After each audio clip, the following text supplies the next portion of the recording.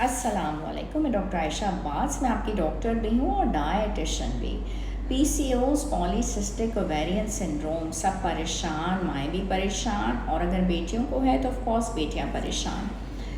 कुछ vitamins of course इसमें बहुत इम्पॉर्टेंट रोल प्ले करते हैं, और देखा गया है कि अगर उन वाइटामिन की डेफिशिएंसी को कंट्रोल कर लिया जाता है तब भी पीसीओस के ऊपर बहुत अच्छे रिजल्ट्स आ जाते हैं।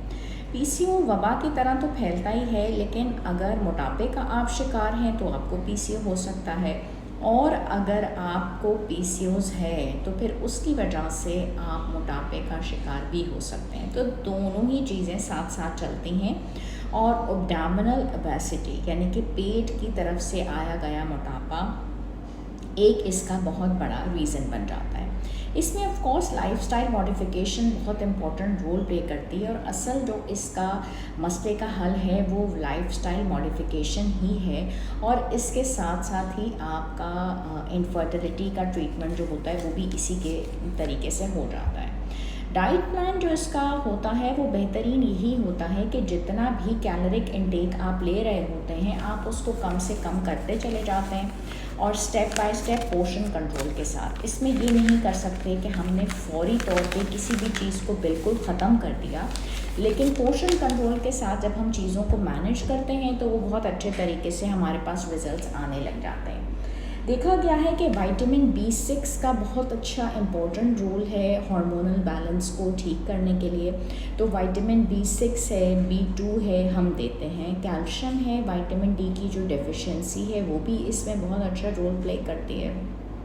तो इसको भी अगर हम मैनेज करें अच्छे तरीके से तो वो भी बहुत अच्छा रहता है। और उसके अलावा जिंक जो है वो भी बहुत अच्छा रोल प्ले करता है। अगर जिंक की डेफिशिएंसी होती है तो तब भी एक्ने और ये चीज़ें देखी जाती हैं। अगर इन चीज़ों को आप खुराक में ले रहे हैं तो तब भी बहुत अच्छा तरीका है, और तब भी आप बहुत अच्छे तरीके से चीज़ों को मैनेज कर सकते हैं। और साथ ही साथ एक काम जो आपने करना है वो ये करना है कि इंसुलिन के बढ़े हुए लेवल्स को फाइट करना है। एक मज़े की बात मैं आपके साथ यूँ शेयर करती चलूँ कि आपने कभी नहीं देखा होगा कि कोई भी चीज़ आपने खाई और जिस्म के अंदर एक हार्मोन रिलीज़ हो गया। सिर्फ कार्बोहाइड्रेट का इंटेक अगर आप करते हैं तो फौरी तौर पे एक रिलीज़ हो जाता है हार्मोन, और वो जो हार्मोन है लपकता हुआ चला जाता है आपके कार्बोहाइड्रेट के लेवल्स को कंट्रोल करने के लिए। तो कुदरत वाकई आपसे इतनी मोहब्बत करती थी जो एक हार्मोन रिलीज़ हुआ आपके लबलबे से, और उसने आपके कंट्रोल के लिए, आपको बचाने के लिए फ़ौरन इक़दाम शुरू कर दिए। आप गोश्त खा लें, सब्जियां खा लें और कुछ भी कर लें, लेकिन वो हार्मोन तो रिलीज़ नहीं होता। तो अपना ख्याल रखते हुए अपने लाइफस्टाइल को बहुत अच्छे से मॉडिफाई कीजिए, और इंसुलिन लेवल्स को बढ़ने ना दीजिए, और जितना आप कार्बोहाइड्रेट पे कंट्रोल करेंगे।